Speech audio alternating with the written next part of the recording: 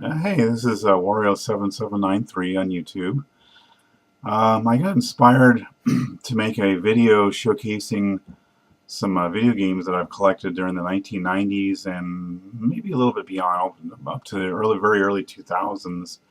I got really inspired by seeing a video series from YouTube channel LGR, Lazy Game Reviewer, who ironically doesn't make he actually puts a lot of details into his reviews. And according to him, some of the games that I own from the 90s are actually pretty rare now and harder to find in physical form. So I apologize if my voice is cracking up. I've been having problems with it lately. I'd like to showcase as many as I can, as quick as I can. And I even have found a couple of booklets that I can't find the video games for, so I'll showcase those too to show that I had the game at one time. So I'll go ahead and let me get started here, and I'll bring them up to the camera so you can take a look at them, and I'll talk about them a little bit. Okay, I'm going to try to go in alphabetical order as best I can. I've got quite a few of these games. The first one on the list is a game from the 1990s. I think about 1997 by Monolith Studios called Blood. And this is if you can see it here, this is a special pack that has the original game and the add-on game called, let me find it here.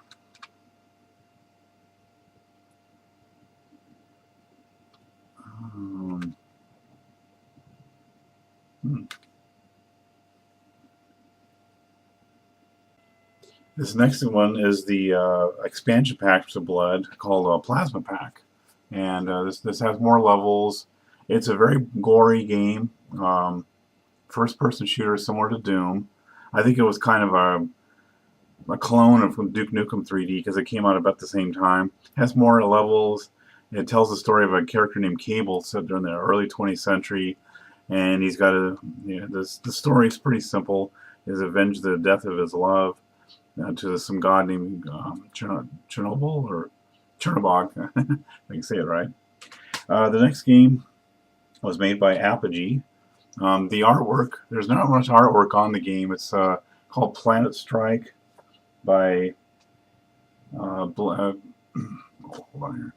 It's actually a game, if you can see it here. It's a game, the actual title is Blake 3D. And I've got the booklet here. This shows some pretty good artwork on it, if you can see that. Got some pretty decent artwork on it. I've got the original game on floppy, which I can grab here really quick. Okay, I found the original one for the Blake Stone, the original game. What was that one called? Not Plant Strike, but anyways, this is on 3.5-inch floppies. There were 4 of them all together. It's kind of like it uses the same engine as the old Wolfenstein 3D game, and it does have some enhancements. And there's a few extra things on it. Some of the textures are a little more colorful. The walls are still square, but it also includes enemies that sometimes aren't enemies, scientists that might turn on you, and let's see what we got next here. I did come across the Max Pack for Carmageddon. It's a really bloody, gory racing game. The object of the game is to either finish the game, or kill as many opponents as you can, or kill as many pedestrians as you can, and you get points and time for all these different creative ways you can kill them. It also includes a Splat Pack, which is more levels for the game. I think altogether there's 45 tracks altogether, and there's lots of vehicles. It looks like, I'm sorry, oh, I got misread, 36 and, okay, 56 tracks and 40 opponents altogether between the two different games, between the two. This is the booklet that comes with Carmageddon, the Max Pack. As you can see, it shows kind of a creepy looking bald guy that you see driving the main car. I don't think he's actually in the game. You play one of 2 characters, a guy or a girl. Girl's name is Diana, like Die, D-I-E, Anna, and then She actually goes a little faster and is a little more. That's a better driver, I guess, just in general. But there's another guy named Max Damage, and he's the main. He's the first guy you can choose in your main vehicle. Which again, you can choose vehicles after you open up new ones, and you can power them up and have all kinds of fun with it. There were some sequels to the game, which I did get. I don't have any booklets for these, but there's the second one, Carmageddon 2. This one was similar to the first one, but they added some new things like time limits and different puzzles and stuff on it. So it was pretty close to the original, but not as good. And then they come out with the third one. It became a lot harder. So you can actually see it there. There we go. Carmageddon 3, which came out a couple of years later. All done by SCI Entertainment.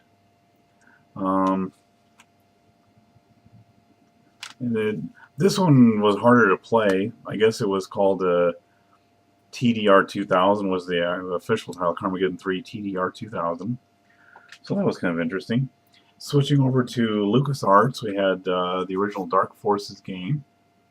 So you can see that there were the Stormtroopers. And on the back you see Boba Fett, who's one of the bosses. This is a really cool game. It was similar to Doom, but when it actually had full 3D, where you go above and beyond areas you've been before, and it had typical Star Wars weapons and enemies and so forth, all kinds of weird stuff.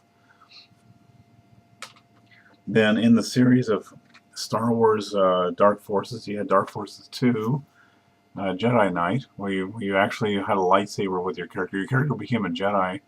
Started as a mercenary, became a Jedi, and you ended up fighting various enemies, stormtroopers, and other Sith characters. There was kind of an add-on game called Mysteries of the Sith. Not as well done, but not a bad game. It was a bit shorter, a bit easier to play. And at some point you fight a rancor monster. So we can get that so you can see it there. So it had some, you have to actually play, you need the Jedi Knight game to actually get that one to wake up. Next one is called Jedi Knight Jedi Academy. Again, a pretty cool game, and it's got some good artwork on the back. It looks like it's from the actual video game, if you can see that okay. Switching over to a puzzle game, Microsoft came out with this one. It's a crossword puzzle game for the LA Times newspaper. This one was actually a pretty good game, a little addictive. I played it quite a bit until I got through. I guess you could play a different puzzle each day of the year. So yeah, it literally had a year's worth of puzzles to do, and it shows. Let's see if you can see that here. Shows more of the what the screens look like. This is a really early game, so it ran on Windows 3.1 and 95, but you can run this on newer versions of Windows, which have a Windows 7. And of course, we got our favorite here, Doom, which I have. I had that on floppies. Yeah, this is the Ultimate Doom, which has 4 episodes.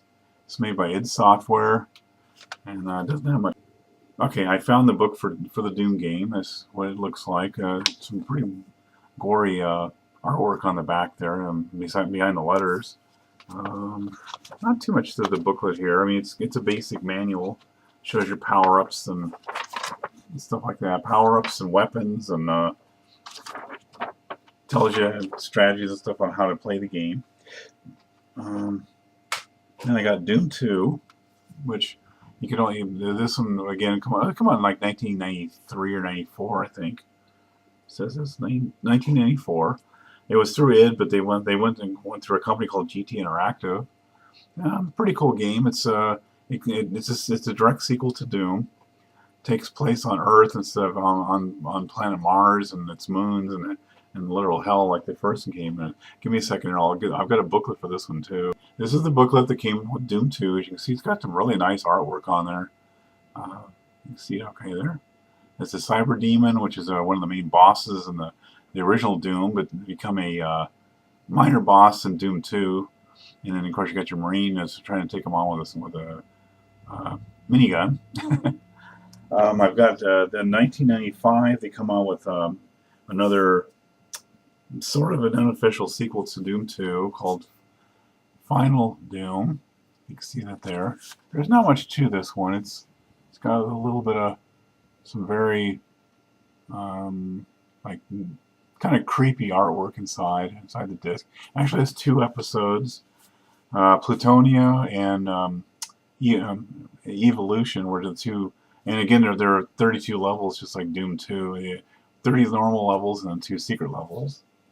On floppy disk, I ended up getting, you can see it here. It's called Wacky Wheels. It's a game similar to, it was by Apogee. Excuse me.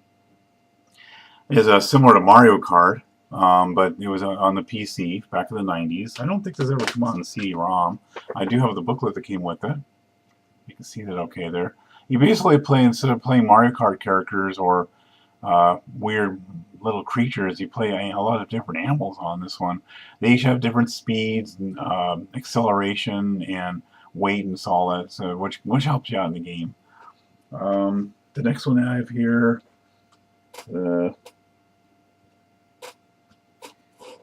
I've got 2 different versions here. I've got Wolfenstein 3D, which is I've got it on.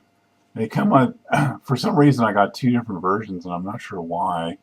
The one was on 3 discs, and the other was on 2. So I've got 5 discs altogether, and I've got the booklet here for it. It's got some good artwork on it too. Shows your character B.J. Blazkowicz with his minigun taking on Nazis, and it's not a bad thing. And again, it's kind of like Doom, where it shows you different tactics and different enemies, and how to, the hotkeys and strategies, all kinds of stuff on here. About a year or 2 after Wolfenstein 3D came out, they came out with a sequel called Spear of Destiny, and it was it was a non-shareware version, full version game that had so many levels on it, like something like 30 levels or 20 levels. And then I got the booklet that came with it, and again, it's got some pretty nice artwork. Shows your character B.J. Blazkowicz breaking the case. It's got the special spear, which apparently, according to the story legend, was the spear that pierced Jesus Christ's side when he was crucified on the cross. So it's got a bit of a religious overtone to it. I guess it was another artifact that the Nazis wanted, according to the story. Let's see what we got next here. We got Duke Nukem 3D, which came out in 1995, I believe. You got the disc for that. You can see it there. Kind of neat. There were a couple of add-ons. There were a couple of little add-ons that came with it. This one was another add-on that added more levels, and I think a few more enemies and some other locations and so forth. Maybe another weapon or 2, called the Atomic Edition. It was pretty cool. And then they had this one with additional maps. So you can duke it out in Washington, D.C. So that was pretty cool. And then a little later on, they come out. They kind of regressed away from the first-person shooter and went back to a 3D side-scrolling game called the Manhattan Project. And this game is actually pretty cool. You see some of the screenshots from the game.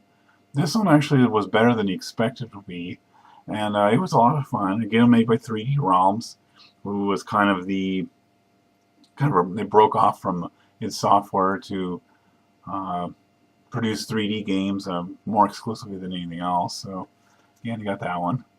Switching over to a company called Ravensoft, who used the same engine as Doom. They produced a series of games called Hexen and Heretic, and I've got the original Heretic right here.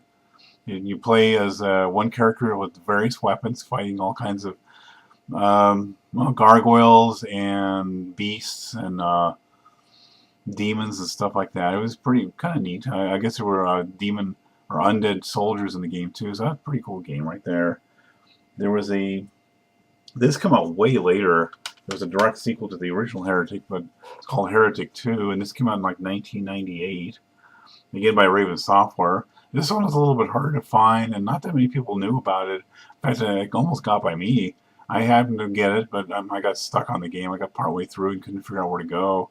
So, but I enjoyed what I could when I could. It has a bit more of a almost like a Lara Croft feel, because instead of a first-person shooter, This one was a third person, so you end up looking at it from behind your character. So you can see the screenshots better.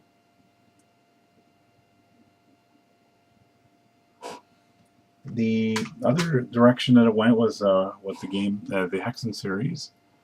This one you actually played one of three characters: a barbarian, a priest, or cleric, I guess, and a magic user. And you had different weapons, and there wasn't too much. I do have a poster to this, but it's in my bedroom. It has some really creepy artwork. I'll see if I can post a picture of it on top of the video here. And then they come out with an add-on to that game called the Death King of the Dark Citadel. And again, got some pretty creepy artwork included on the disc. This game is really hard. The only bad thing about the Hexen game is the monsters respawn pretty frequently. And then there was a Hexen 2, which came out in 1998, I believe. This is 1996, I'm sorry. 1996. And there's a little bit on the back of this one. They went with all 3D. This one was using more of the Quake engine rather than the Doom engine, so it had more of a 3D feel to it. Now the Epic Software, Epic Incorporated, came out with a clone of Sonic the Hedgehog, which was popular on the Sega system back in the 90s. They came out with their own version called Jackrabbit. This is the complete collection here with all, it's like 6 full games and bonus levels and all kinds of extra goodies. And then on the back you can see some of the artwork on there and some of the level design. See it here? There you go. They come out with a sequel to that, which actually was pretty good, but had a different look to it, called Jackrabbit 2. And they had a brother named Spaz. I heard there was actually more add-ons to this game, but I never got them. I just got this game only. It had a pretty good feel to it. I played this one and enjoyed it quite a bit. Okay, I almost forgot here. I have the booklets for Jackrabbit. That's kind of the instruction manual that came with it, which has got some nice artwork and shows the company's logo on the back. And then the one for Jackrabbit 2. If I get my finger the other way here. And again, that one's got some pretty nice artwork. It's all full color. There was even a comic book inside, which is pretty cool. These are fun games. Switching away from the Sonic the Hedgehog clone, we now have one that looks more like a Mario Kart clone again, but it was from Nickelodeon Studios, called Nicktoons Racing. And this one This one was a little later. It's come out in 2000. Not a bad game, not great, but not bad. It did what it promised. It was actually pretty playable, and you could play various different characters in different environments, and it had little shooting things, so it had some of the same gameplay as Mario Kart. I got some of the Need for Speed games here. I'll bring them out. Some of the older ones.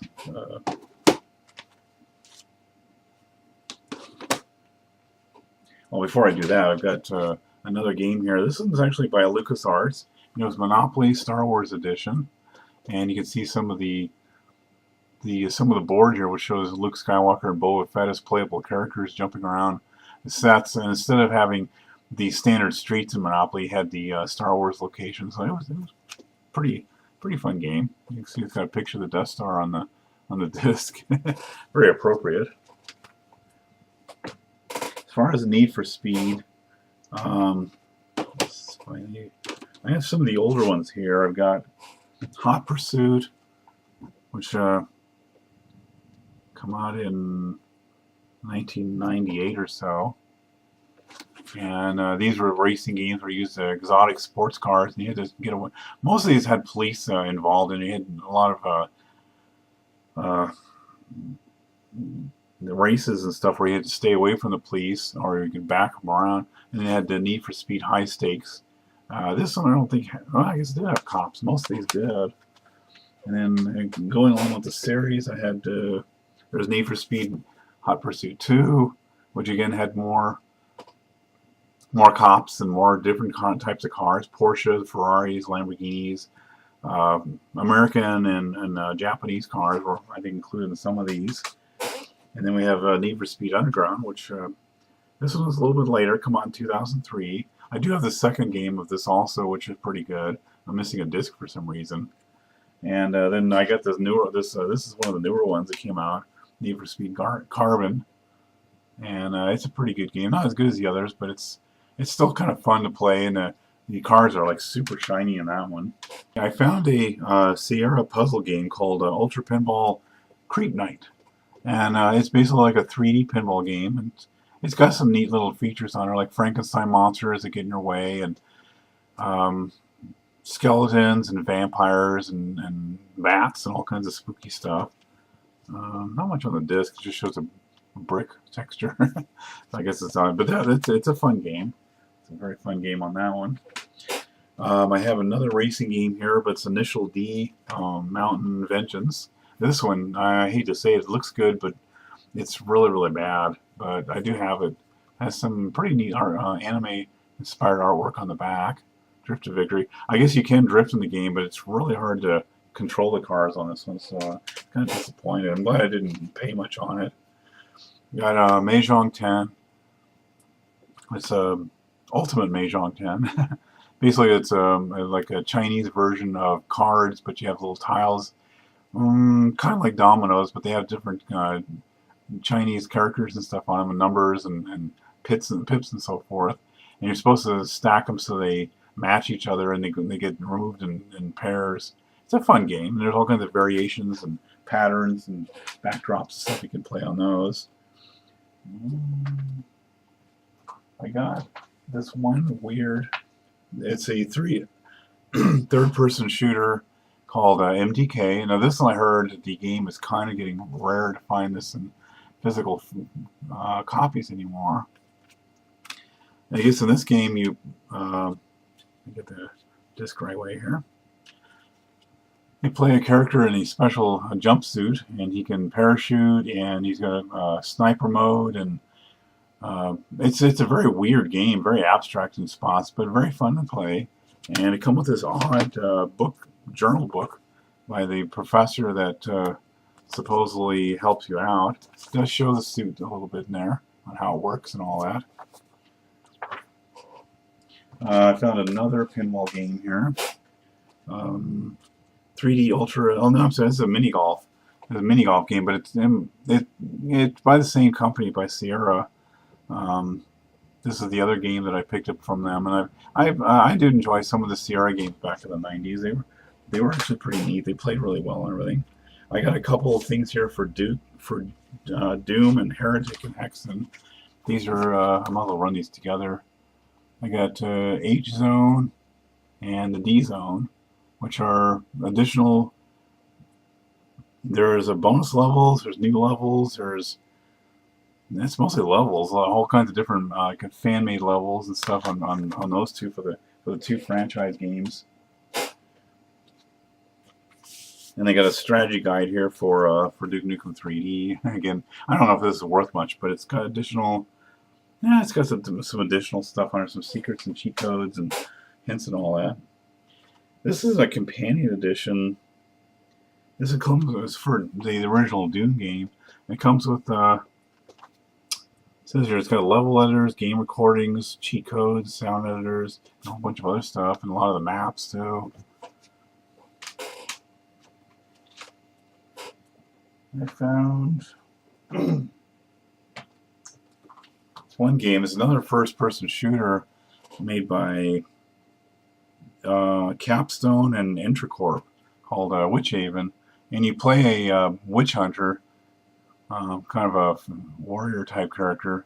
And I got the booklet that goes with this too. Got some really nice artwork on this, including on the backside shows some screenshots. You can see them there. It's hard to see. Is there anything in here? I think it's all black and white, mostly text. Like the other games, it just shows you your pickups, strategy guides, monsters, and I don't think there's anything else in here.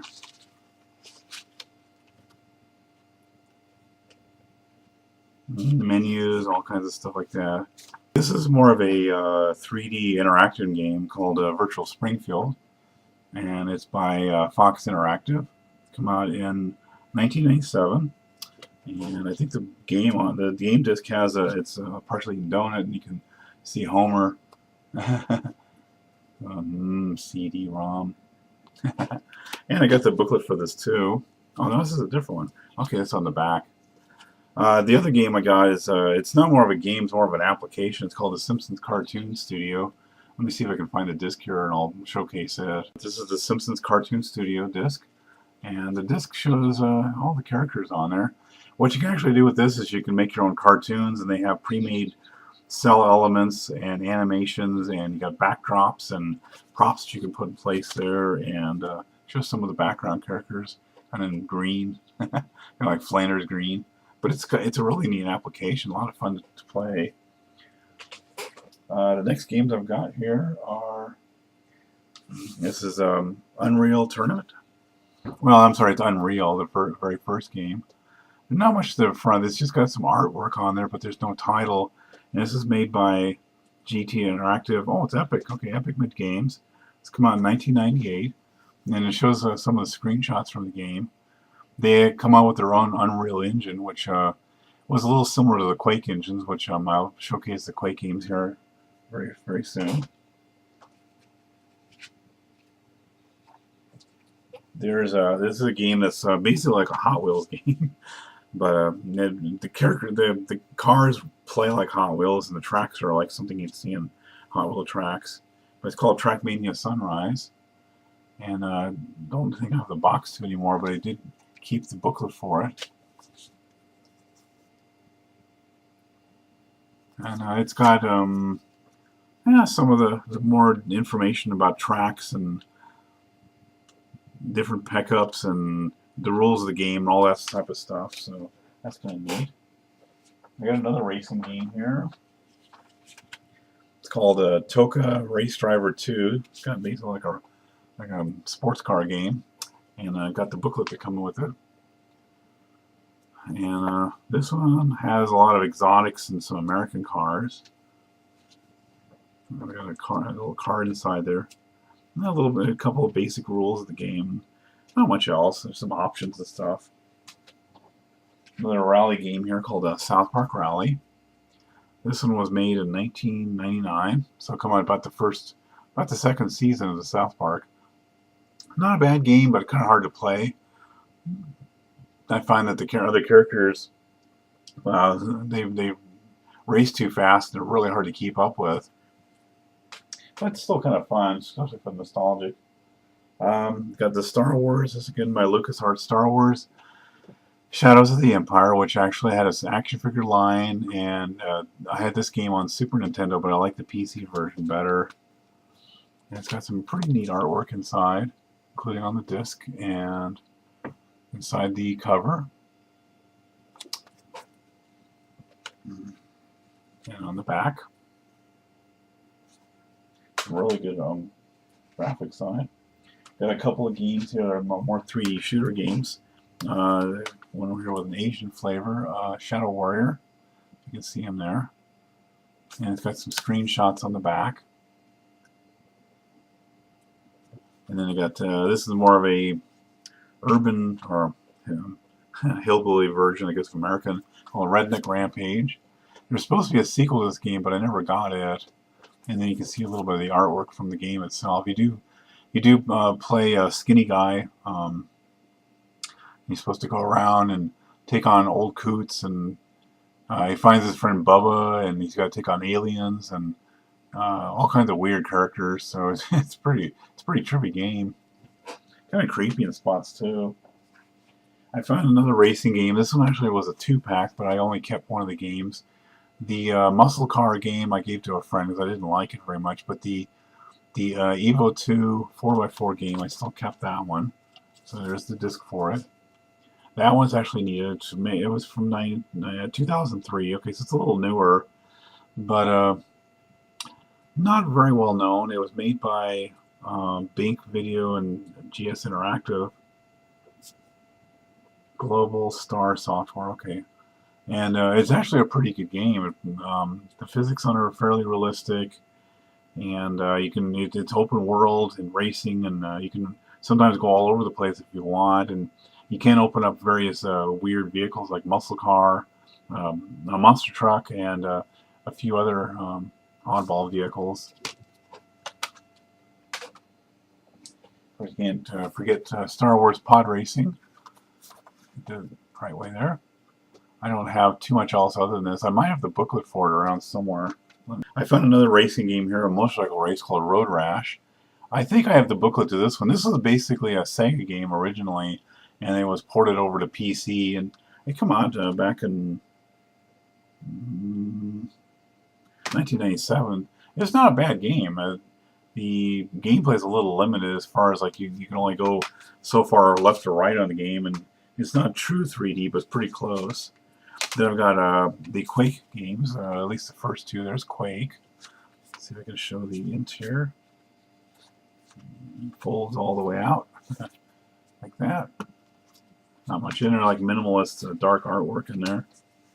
Has a little bit on the back talking about the game. And then they got a sequel, Quake 2. I did have Quake 3, but I wasn't too big into it because it's a multiplayer only, so I gave it to somebody else. And I found one more add-on for Duke Nukem called Total Meltdown, and it's more software and tools and stuff for Duke Nukem 3D. I don't know if it's got levels on it or not. This didn't come out. This is actually from Sierra, which I thought was weird. But it's made in 1996, so about the same time the original video game came out. I have two games here that I don't know what happened to the games, but I still got the booklets for. I've got an old rally game from 1995, I believe, called Rally Championship. And this one actually wasn't a bad game. It was mostly 3D, and you could play these little tiny cars from back then, and had some pretty odd tracks. And then I had this game from Interplay called Virtual Pool. And again, I don't know what happened to the game itself, but there is the booklet for it, so I did have it at one time. And no, not much, but there's the back, the Interplay. Well, I thank you very much for watching this video. It's kind of interesting showcasing some of these. I do have a couple of newer video games, but they're probably not as rare. A lot more common, and some are good games and some are medium. If they were really bad games, I probably wouldn't have kept them. But this is Wario77993 signing off, and thank you very much for watching this.